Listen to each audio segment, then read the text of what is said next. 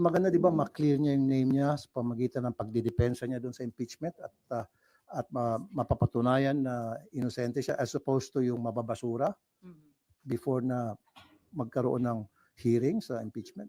So against din kayo na ma-dismiss agad yung impeachment case nang walang trial na No, mangyayari? against ako. Gusto ko dapat You will vote against it? gusto ko magkaroon ng trial. Para naman magkaroon si BP Sara ng pagkakataon madepensa niya yung sarili niya. Kasi for now, sinasabi nga niya na inosente siya. So, let her prove it na inosente siya. Mas maganda yung ma-prove niya na inosente sa pamamagitan ng trial. And then, nakita ng mga senador na talagang inosente siya at kulang sa ebidensya. Di ba mas maganda yon? Sir, isa kasi sa mga inaasahang move ng defense pag reconvene ng impeachment court is really to move for dismissal. So what can we expect from you since baka mauwi sa botohan, sir, ng senator judges? Para sa akin, ang ayaw ko ma-dismiss. Gusto ko talaga magkaroon ng trial para ma-prove niya sa kanyang sarili. Paano niya mapuprove yun? Paano niya masasabi sa taong bayan na inosente siya? Na lahat yan ay puro katang-isip lamang kung hindi tayo magkaroon ng trial. Because doon sa trial, doon niya mapuprove yung kanyang innocence. At doon niya mapuprove kung siya ay guilty. Pero Senator Bato de la Rosa, ang sabi niya, pag nag-open na yung 20th Congress, una niyang itatanong ay kung may jurisdiction ba yung 20th Congress. Dapat daw ma-establish muna. Sa tingin niyo, hindi na kailangan dahil na-acquire niyo na yung jurisdiction doon sa Meron ng kaso? jurisdiction. Hindi na dapat pag-usapan yan. Magkakaroon talaga ng hearing sa impeachment. It's just a matter of, siguro may mag-hearing na madidismiss yan o ibabasura. Now, I'm not for it. Ang gusto ko magkaroon ng trial. Para ma-prove again for the nth time, ma-prove ni BP Sara na siya inosente. Like what she been saying and her attorneys and her campo na inosente siya. So mas maganda na ma-prove niya na inosente sa pamamagitan ng trial. Sa resulta ng trial versus madidismiss agad-agad. So wala siyang pagkakataon na mapakita sa taong bayan na siya ay malinis at yung mga aligasyon ay gawa-gawa lamang. May we know how you are preparing for the impeachment, sir? Are you getting or hiring extra legal minds to advise you? I've been talking to my legis every now and then. In fact, I've been also consulting to some lawyers. In fact, meron pa akong mga konsulta. I'm not gonna tell you their names. Mga former justices ng Sandigan Bayan, may former justice ng Supreme Court na nakausap ko. So I've been talking to some people and asking for their inputs. Bakit, sir? Ba't kinakailangan niyo, sir, na ganun karaming i-consult? Because this is my first time na maka-attend o maging senator judge sa isang impeachment hearing. So dapat I should be prepared. Hindi ako pupunta doon ng blanco. Dapat meron akong sapat na kaalaman so that I can make intelligent decision at the end of the day. Pero wala kayong nakita, sir, na parang delaying tactic. Kasi sabi niya, bakit ang tagal? Parang hindi. For me, I don't think so. Pasok, labas na tayo doon, lampas na tayo doon sa delaying tactics na tinatawag. Doon na lang tayo pag-uusapan natin yung sa impeachment trial na. Kasi para sa akin, gusto ko talaga magkaroon ng trial. Ano lang tayo na SONA last time? Okay? Sir, sana lang. Sir, ano lang, expectation sa SONA ng Pangulo since more than 1 week na lang po. What you want to hear po? What I want to hear is, I don't know yet kung ano yung mga sasabihin niya. Of course, meron nang nag-prepare ng kanyang speech, meron mga nag-advise sa kanya. Pero ang gusto ko sana, wish ko lang, hindi naman siguro masama mag-wish. Sabi nga nila, hindi naman siguro masama mangarap, libre mangarap. Pangarap ko sana sa SONA, baka pwedeng isali ng, sabi ko, bake and amen, Mr. President. Pwede mo isama sa SONA mo yung tungkol dito sa problema natin sa online gambling. I don't know. But again, hindi ko dinidiktahan, hindi ko sinasabihan ang ating Pangulo because desisyon niya yan. Ayaw kong pakialaman yung lahat ng mga ginagawa niya. In fact, karamihan sa kanyang mga ginagawa ay support dahil nakita ko na kapareho na advocacy ako, I support him. But dito, ako'y nag-wish lamang na sana makarating sa Pangulo kung gaano kalala na itong problema sa online gaming. At sana wag siyang lokohin, meaning wag siyang bigyan ng wrong information. Kasi usually yung ating Pangulo, umaasa lang naman yan doon sa mga advisors niya, doon sa mga alter ego niya, kung anong sinasabi sa kanya, yun ang pinakikinggan niya. Sana yung mga nakapaligid sa kanya, yung mga trusted niya, magsabi na totoo kung gaano kalala na itong problema natin sa online gambling. Last year, SONA, sir, yung salient point talaga doon yung nag-stand siya about Pogo. So is that something na gusto niyo? which was very commendable. In fact, nagkaroon siya ng standing ovation. Isa ko sa mga tumayo at pumalakpak ng gusto. Hanggang sa mabingi ng tenga ko sa kapalakpak sa kanya. So, since wish lang naman, sir, gusto nyo rin ba na magkaroon nga siya ng malinaw na stand on online gambling, sir, naman, this time? Sana nga, sabi ko, hindi naman masama mangarap. Pangarap ko lang yon. Kung magkaroon siya ng ganong klaseng stand, thank you so much. Sir, pahabol lang, isa lang po. Sir, ano pong masabi niyo so far doon sa development, doon sa online sabong, yung mga nare-retrieve daw ng mga buto? Yes, nakamonitor ako dyan. And our authorities so far are doing good, especially yung ating Philippine Coast Guard, which under sa committee ko yan, sa DOTR. And sabi nga nila, ayaw nilang galawin muna yung mga sakot. Nakikinig sila, may mga forensic expert tulad ni Fortune na sabi dapat this is the way you should handle the pieces of evidence o yung sako, etc. So let's leave it at that. Kung ano yung mga ginagawa natin mga otoridad, suportahan natin. Fully support ako dyan. May mga korte tayo. However, pag nakita ko yung mga pulis natin, medyo binawashi-washi yung ginagawang investigasyon, magsasalita ako. Magsasalita ako. Ano yun, nagpalakas dun sa whistleblower yung kanyang mga binulgar dahil sa nakukuha ng mga buto or... That's a good development, as a matter of fact. Kaya lang may mga nagsasabi na baka planted daw yon. Siyempre, tuwing merong ginagawa yung damn if you do, damn if you don't. Ganun tayo mga Pilipino. Pag may ginagawa, yung ating mga otoridad, mali yan. Pag walang ginagawa, mali yan. So gumagawa yung ating otoridad ng trabaho Meron silang nakita mga boto, then that's a positive development that we should welcome. Everybody should welcome. But it has to be investigated by the forensic experts, thoroughly investigated kung talagang magmamatch talaga yung kasi so far sa balita ata, 12 na ata sa mga family ng victims ay nakuha ng DNA samples para i-match yun, gagawin ng cross-matching. So let's leave it at that. Sana maging successful yung gagawin cross-matching. Okay, thank you. Thank you. Thank you.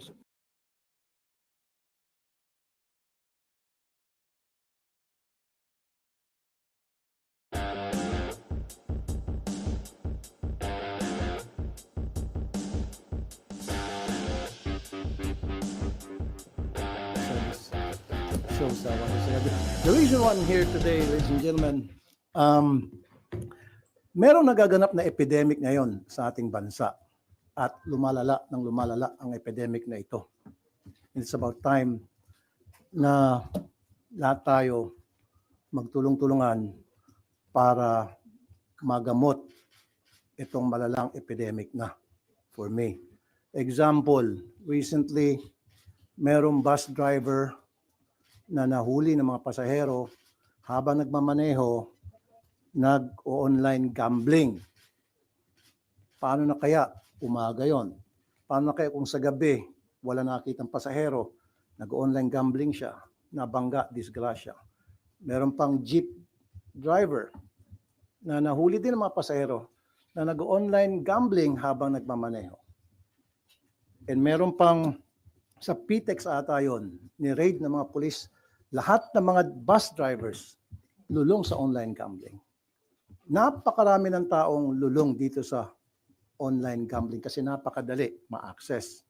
As a matter of fact, sa programa ko sa Wanted sa radyo, hindi ko na mabilang recently yung puntahan ng mga magulang na nareklamo, yung kanilang mga asawa, anak, especially mga estudyante, hindi na nakapag-aral, napupuyat, at nangungupit na sa kanilang mga magulang para lamang makapag-online gambling. Especially itong scatter. Sobrang lala na. Something has to be done. That's why I'm filing a bill na total stop. Hindi yung regulated. Hindi yung strictly regulated. For me, no. It has to stop. Grabe na. Kailan tayo titigil? Kung bagsak na ang ating bansa, ang ating lipunan. We have to step on the brakes right now. And with your help kayo sa media, ma-disseminate properly itong information na ito para sa kalaman ng lahat na meron tayong sakit sa ating lipunan sa pamagitan ng epidemic, kung tawagin ko, itong online gambling. Go ahead, please. Sir, kasi may ilang senators din na nag-file na ng bill on online gambling but they want strict regulation lang kasi kapag total ban, baka magkaroon ng underground operations lang, sir. So, allow it but with stricter regulations po? Like hindi pwedeng 18 and above, yung mga ganun, sir. Ay, 18 and below, I'm sorry. Okay, well, inahangaan ko yung mga kasama kong senador na nagsabing strictly regulated itong online gambling. Pero ako, in my opinion, kailangan talaga total ban. Yung sinasabing baka mag-underground, nandiyan naman ating kapulisan, nandiyan yung ating NBI, nandiyan yung ating PNP. Anong ginagawa ng kanilang mga intelligence funds para tugisin kung sino itong mga nag-underground? As simple as that. Let them do their job. Otherwise, tanggalin mo yung mga pulis na hindi trabaho. Sir, when you say total ban, lahat, pati accredited ng PAGCOR, sir? Lahat, pati accredited ng PAGCOR. Kasi, tingnan nyo, kahit na paslit, nakakapagsugal, very accessible itong online gambling. Why not put a stop into it? As it is, may problema na nga tayo sa mga kasino. Ang dami ng kasino left and right. Magpapatayo ng kasino. In fact, balita ko, may magkakaroon ng kasino pa sa Boracay. Kung saan-saan na, pinapayagan na magkaroon ng kasino. Problema na yan as it is. Marami na sisirang buhay, mga negosyante, dahil nalululong sa sugal sa kasino.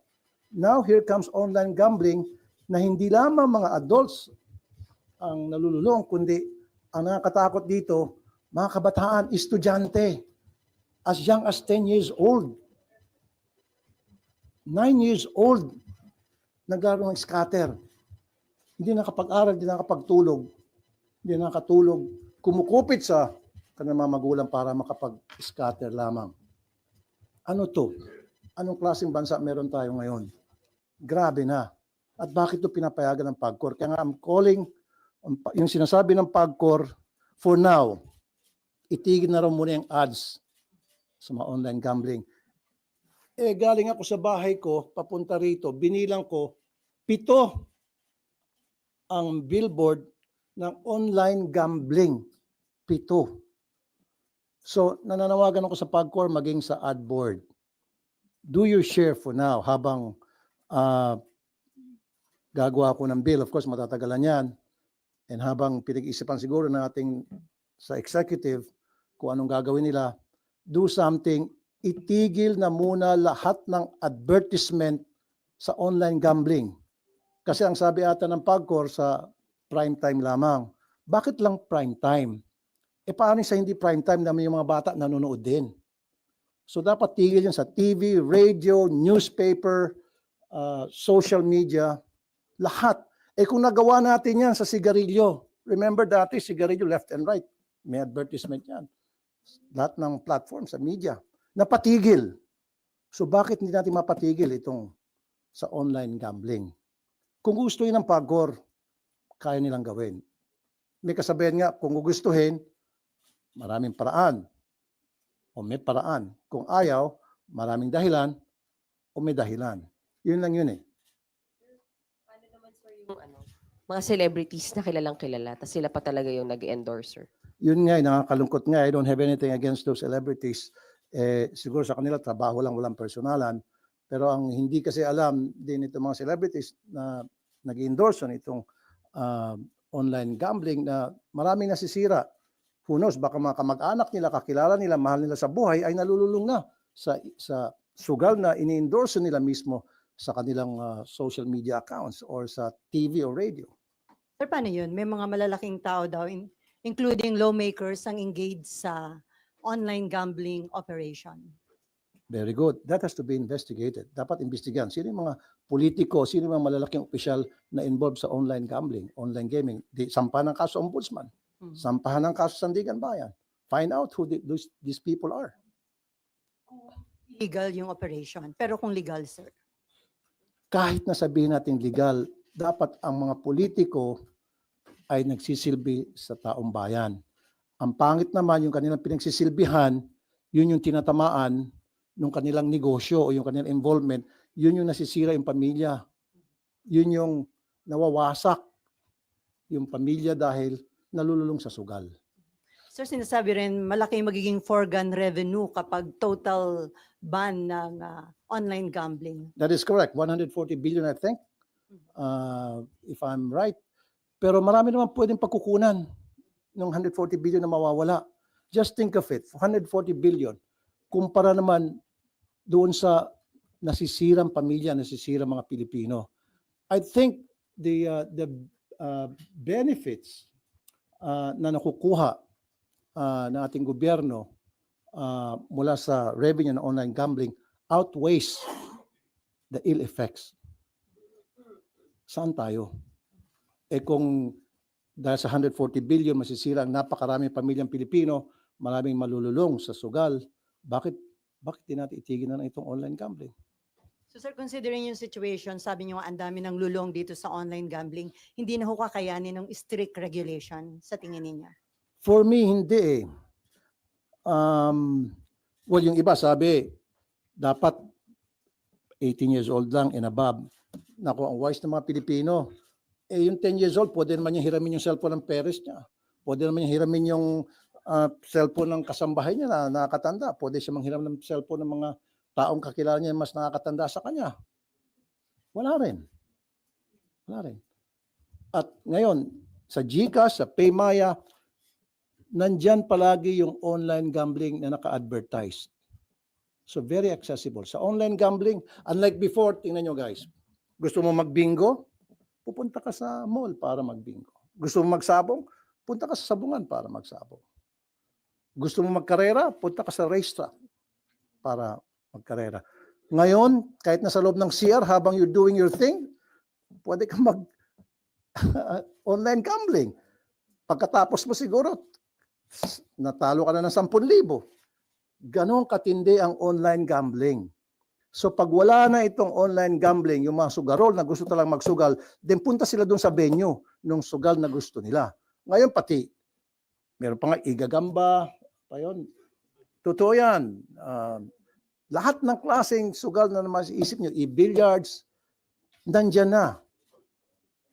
Who knows kung ano pa yung mga susunod na mga kabanata nitong e-gambling mga operators, kung ano pa maisip nila. Matindi. I'm calling upon PAGCOR for now, ipatigil nyo na muna lahat ng advertisement sa lahat ng platform ng e-gambling. Sabi niya, papatigil nyo.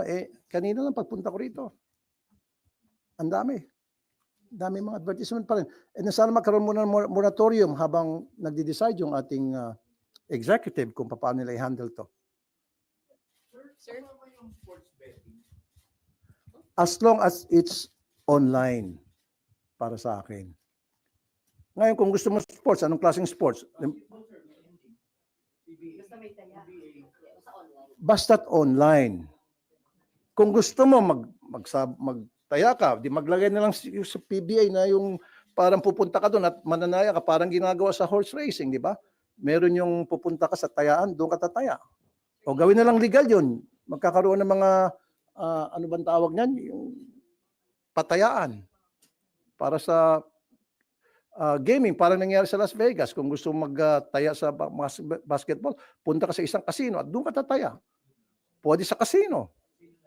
Punta sa casino para maging deterrent yun one way or the other. Natatama rin, ba't pa ako pupunta, umuulan o tinatamad ako, hindi ako pupunta na lang, saka na lang. Whereas ngayon, gusto nila maglaro ng basketball or anything. Sa gambling, nandiyan yung online. Sir? Saying sir na yung mga pasugal niyo yun na online, pwedeng sa casino na lang. Doon na lang lahat tumaya kasi bawal ang mga minor talaga. What I'm saying is, kung hindi lang sa casino, sinabi ko na kanina, gusto mo mag-bingo. Di ba dati-rati pag mga binguan sa mga mall, punta kayo sa mall. Gusto niyo magtaya sa sabong, punta kayo sa sabungan. Ganun lang dapat. Merong venue na pupuntahan. Unlike ngayon, very easy, very accessible. Anybody can play. Kahit na pastit, kaya maglaro ng sugal sa pamagitan ng online. Especially na nandiyan na yung GCash, nandiyan yung Paymaya, napakadali. Sir, ang PAGCOR sabi nila hanggang August 15, meron para i-take down lahat ng ads, yung billboards, sa mga bus, etc. So you're saying dapat ngayon na? Bakit August 15? So between now and August 15, so marami pa malululong sa sugal. So kung gusto nilang PAGCOR, sabi kanina, kung gusto, maraming paraan. Kung ayaw, maraming excuses na hanggang August 15.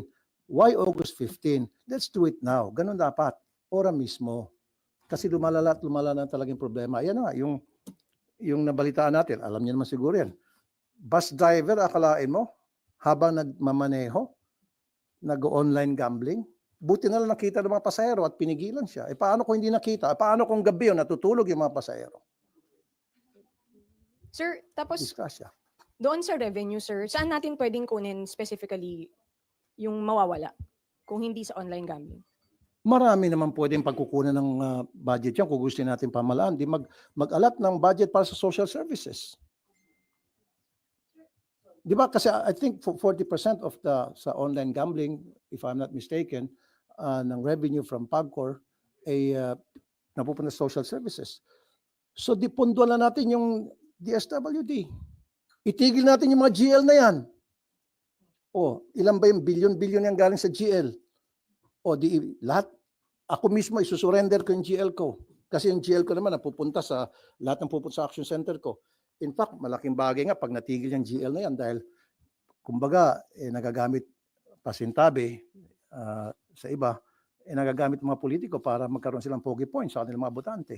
So yun, isang source, yung GL, di ibigay dun sa, sa DSWD para pandagdag dun sa social services. Yung mawawala as a result dun sa pera, kung sakali man na kumukuha ng pera ang DSWD sa PAGCOR o kung sa PhilHealth, di ibigay sa PhilHealth. Maraming pwede tayong gawin na paraan kung gugustuhin natin. It's just a matter of political will. It's just a matter of using our common sense, ika nga. Balikan ko sir yung celebrities tsaka online influencers na nag-endorse. Do you also have calls na, paano ba, tumigil din sila na mag-withdraw from endorsing online gambling? Paano po ba, sir? Hindi ko sila pwedeng diktahan. Ang masasabi ko lamang, siguro mag-isip sila kung ano ba yung effect ng kanilang endorsement doon sa nakakaraming mga taong nalululong sa sugal dahil naniniwala sa kanila. Especially influencer, mabilis na maka-impluensya sa kanilang mga followers. So just imagine, sila, dapat isipin nila kung ano yung epekto noon sa kanilang mga followers. Baka bandang huli mga followers nila, imbis na matutuwa, alis na sa kanila at hindi na magpa-follow dahil sa iyo, na-bankrupt ako, dahil sa iyo, nasira ang buhay ko. Sa cellphone, maraming apps na makikita mo nag-endorse ng mga online gambling. Baka dun karamihan. Yun nga dapat talaga i-stop yun sa mga endorsement. Hindi lamang sa mga influencers, kundi total ban talaga pagdating sa advertisement sa online gambling. Kasi sa GCash, pagbukas mo ng GCash, Paymaya, nandoon palagi yung online gambling. Correct. So dapat, with the help of DICT, pwede naman i-ban yun eh. Pero sir, do you think mabilis makakapasa itong proposed bill tungkol sa total ban ng online gambling? Considering na sino yung mga tao behind it. Let's be practical. It will take some time dahil maraming aharang, maraming pipigil, maraming maglalabi. And you know how powerful they are, these people behind. Ikaw na mismo nagsabi, may mga malalaking taong nasa likod niyan. Of course, isa yun sa mga tututol. But at least we're doing something and we're gonna fight for it. And for the meantime, habang wala pa yon, I'm calling upon PAGCOR, I'm calling upon AdBoard, DICT. Magtrabaho naman kayo. Sir, committee niyo ba yung mag-hear nito about online gambling? It's not my committee. Walang franchise, walang kinalaman sa committee ko itong sa gambling. Dahil ako sa public services, ako sa DMW. So what I can do is, when I file the bill, file a resolution, kapag hinir, then that's the time na siguro magkakaroon ng marami akong support. In fact, I know for a fact na 4 ata na mga senador ang ayaw din sa online gambling. Kaya lang iba sa kanila gusto regulated. Pero ako, strictly regulated. Pero ako talaga, total ban. You're filing the bill today, sir, o filed na po? Wala pa. In fact, dinadraft pa ng legis ko na that will be, kasi nakapag-file na ako ng 2 sets 20. So another 10, so 30 bills ang pa-file ko. So kasama dun sa 30 sa third batch na ipafile ko. Can you say within this week niyo po mapafile ito, sir, yung sa online gambling? The next week. Total ban. May pakiusap po ba kayo sa mga e-wallet services? Kasi isa sila sa mga dahilan kung ba't sobrang dali mag-online sugal. Yung iba nakalink pa yung account nila dun sa platform ng online sugal. Kaya ang daling mag-cash in, ang daling mag-cash out. Alam mo, yung mga may-ari ng e-wallet, kahit na anong klaseng pakiusap mo, kahit na lumuhod ka, hindi ka pakikinggan yan. Kasi kumikita sila dyan, halos bread and butter nila yan eh. So ang kailangan talaga is legislation para wala silang pwedeng gawing rason. Pag may batas na, wala silang magawa. That they have to follow, otherwise may kalalagyan sila. Sir, other issue? Okay? Ay, may nag-raise na hand dun sa dulo. Yes, sir. So nabanggit nyo epidemic na.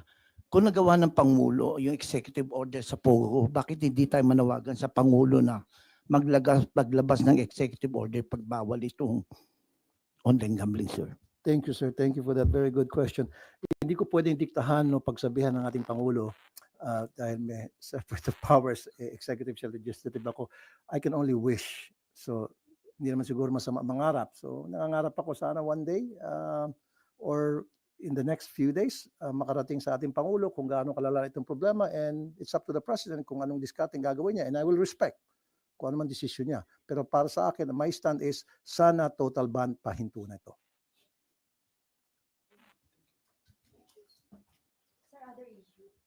2 weeks from now, mag-open na yung session ng 20th Congress. Okay? About Senate leadership, kay ba ni Senator Erwin Tulfo ay kumirma na dun sa resolution supporting SPGs? Yes, I'm for Cheese. Actually, Erwin consulted me. Sabi niya, Kuya, saan ba tayo? And then I said, ako ay kay Cheese. Now it's up to you. Hindi kita pwedeng diktahan kung sinong gusto mo. Sabi niya then kung kay Cheese ka, sige. And then sinabi ko sa kanyang dahilan at nakita niya magandang reason na binigay ko sa kanya. Kaya sumang-ayon siya sa akin. Ano po yung mga reason na binigay niyo? Well, first of all, kilala ko si Cheese. I've worked with him for 3 years. At halos parehong work ethics namin. Agresibo siya pag meron siya mga bills na gusto mapasa, especially mga tinatawag na priority bills. Pinupush niya talaga. In fact, he will even to the extent of calling my staff. Ano bang problema? Paano ba ako makatulong? And then, kuminsan siya pa mismo ang nagpapapirma para mapabilis yung proseso.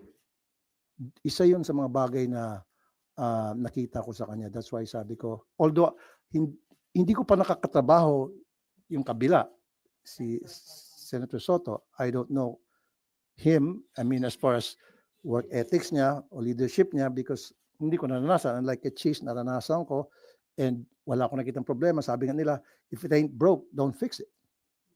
Pero nag-effort ho yung grupo ni Senator Soto na ligawan din kayo. Well, may mga nagparating but it was too late. Ako naman, hindi naman ako pwedeng urong-sulong. Kung talagang nakapag-decide na ako, nandun na yon. So wala na makakapagpabago sa decision niyo, sir, hanggang July 28? I don't think so. Kailangan kong panindigan kung ano na yung napag-desisyonan ko na. Hindi naman tayo pwedeng agaw-bawi. Sir, do you expect to retain your position? As far as I know, kasi I'm doing okay naman sa committee ko as chairman ng public services. I'm doing my rounds to make sure na safe yung mga pasahero natin sa bus, sa barko, sa aeroplano. Sa DMW naman, I've been going around different places sa iba't ibang bansa para tingnan yung sitwasyon natin mga OFWs. So I'm doing well. Siguro naman hindi tatanggal sa akin ni Cheese yung committee na yon. Madadagdagan ba, sir? I don't think so. Okay na sa akin yung dalawa para makapag-focus ako. Pag marami, baka makadistract. No, it's not. It's no longer mine. So migrant workers, Migrant workers and public services, yun yung committee ko. dati energy nga pala pinalitan siya. Wala na kayong hiningi, sir. May iba. Wala ako hiningi ni Tuldok kay Sanchez when I told him na I'm with you. I didn't ask for anything in exchange. Distributed nila lahat, sir, yung mga committee chairman. That I don't know. You can ask Cheese directly, Senator Cheese directly pertaining to that. All I know is yung committee ko lang. Sabi niyo nga gusto niyo yung leadership style ni SPG. So kontento rin kayo sa pag-handle niya sa impeachment case ni VP Sara. So far, okay naman para sa akin. And what's important to me is matutuloy yung impeachment. And gustong-gusto ko matuloy yung impeachment para mabigyan natin pagkakataon si VP Sara na maisabi niya yung kanyang side. Mas maganda, di ba, ma-clear niya yung name niya niya sa pamagitan ng pagdidepensa niya doon sa impeachment at mapapatunayan na inosente siya as opposed to yung mababasura before na magkaroon ng hearing sa impeachment. So against din kayo na ma-dismiss agad yung impeachment case nang walang trial na No. mangyayari? Against ako. Gusto ko dapat You will vote against it? gusto ko magkaroon ng trial para naman magkaroon si BP Sara ng pagkakataon madepensa niya ang sarili niya. Kasi for now, sinasabi nga niya na inosente siya. So, let her prove it na inosente siya. Mas maganda yung ma-prove niya na inosente sa pamagitan ng trial. And then, nakita ng mga senador na talagang inosente siya at kulang sa ebidensya. Di ba mas maganda yon? Sir, isa kasi sa mga inaasahang move ng defense pag reconvene ng impeachment court is really to move for dismissal. So what can we expect from you since baka mauwi sa botohan, sir, ng senator judges? Para sa akin, ang ayoko ma-dismiss. Gusto ko talaga magkaroon ng trial para ma-prove niya sa kanyang sarili yung kanyang sinasabing innocent siya.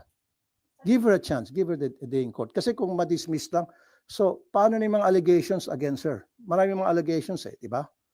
O, paano yung mapuprove yun? Paano yung masasabi sa taong bayan na inosente siya? Na lahat yan ay puro katang-isip lamang kung hindi tayo magkaroon ng trial. Because doon sa trial, doon yung mapuprove yung kanyang innocence. At doon yung mapuprove kung siya ay guilty. Pero Senator Bato de la Rosa, ang sabi niya, pag nag-open na yung 20th Congress, una niyang itatanong ay kung may jurisdiction ba yung 20th Congress. Dapat daw ma-establish muna. Sa tingin niyo, hindi na kailangan dahil na-acquire niyo na yung jurisdiction dun sa Meron ng kasa. jurisdiction. O, hindi na dapat pag-usapan yan. Magkakaroon talaga ng hearing sa impeachment. It's just a matter of, siguro may mag-hearing na madidismiss yan o ibabasura. Now, I'm not for it. Ang gusto ko magkaroon ng trial. Para ma-prove, again, for the nth time, ma-prove ni BP Sara na siya inosente. Like what she been saying and her attorneys and her campo na inosente siya. So mas maganda ma-prove niya na inosente sa pamagitan ng trial, sa resulta ng trial, versus madidismiss agad-agad. So wala siyang pagkakataon na mapakita sa taong bayan na siya ay malinis at yung mga aligasyon ay gawa-gawa lamang. May we know how you are preparing for the impeachment, sir? Are you getting or hiring extra legal minds to advise you? I've been talking to my legis every now and then. In fact, I've been also consulting to some lawyers. In fact, meron pa akong mga konsulta. I'm not gonna tell you their names. Mga former justices ng Sandigan Bayan, may former justice ng Supreme Court na nakausap ko. So I've been talking to some people and asking for their inputs. Bakit, sir? Ba't kinakailangan niyo, sir, na ganun karaming i-consult? Because this is my first time na maka-attend o maging senator judge sa isang impeachment hearing. So dapat I should be prepared. Hindi ako pupunta doon ng blanco. Dapat meron akong sapat na kaalaman so that I can make intelligent decision at the end of the day. Pero wala kayong nakita, sir, na parang delay yung tactic. Kasi sabi niyo, bakit ang tagal? Parang hindi. For me, I don't think so.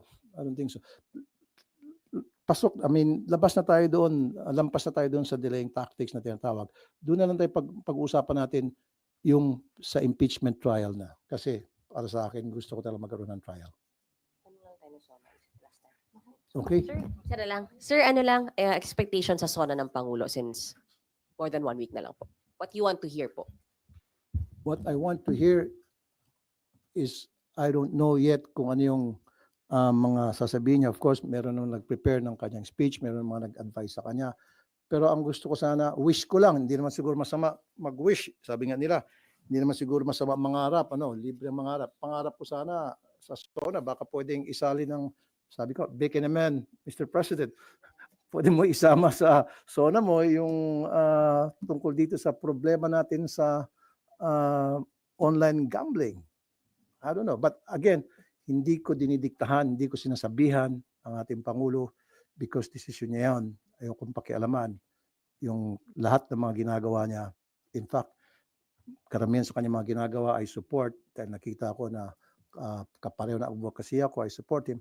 But dito, ako'y nag-wish lamang na sana makarating sa Pangulo kung gaano kalala na itong problema sa online gaming. At sana wag siyang lokohin, meaning wag siyang bigyan ng wrong information. Kasi usually yung ating Pangulo, umaasa lang naman yan doon sa mga advisors niya, doon sa mga alter ego niya, kung anong sinasabi sa kanya, yun ang pinakikinggan niya. Sana yung mga nakapaligid sa kanya, yung mga trusted niya, magsabi ng totoo kung gaano kalala na itong problema natin sa online gambling. Sir, Last year, SONA, sir, yung salient point talaga dun, yung nag-stand siya about Pogo. So is that something na gusto niyo? Which was very commendable. In fact, nagkaroon siya ng standing ovation. Isa ko sa mga tumayo at pumalakpak ng gusto. Hanggang sa mabingi ng tenga ko sa kapalakpak sa kanya. So since wish lang naman, sir, gusto niyo rin ba na magkaroon nga siya ng malinaw na stand on online gambling, sir, naman this time? Sana nga, sabi ko, hindi naman masama mangarap. Pangarap ko lang yon. Kung magkaroon siya ng ganong klaseng stand, thank you so much. sir, pahabol lang isa lang po. Sir, ano pong masabi niyo so far doon sa development, doon sa online sabong, yung mga nare-retrieve daw ng mga buto? Yes, nakamonitor ako dyan. And our authorities so far are doing good, especially yung ating Philippine Coast Guard, which under sa committee ko yan, sa DOTR. And sabi nga nila, ayaw nilang galawin muna yung mga sako. Nakikinig sila, may mga forensic expert tulad ni Fortune na sabi dapat this is the way you should handle the pieces of evidence o yung sako, etc. So let's leave it at that. Kung ano yung mga ginagawa natin mga otoridad, suportahan natin.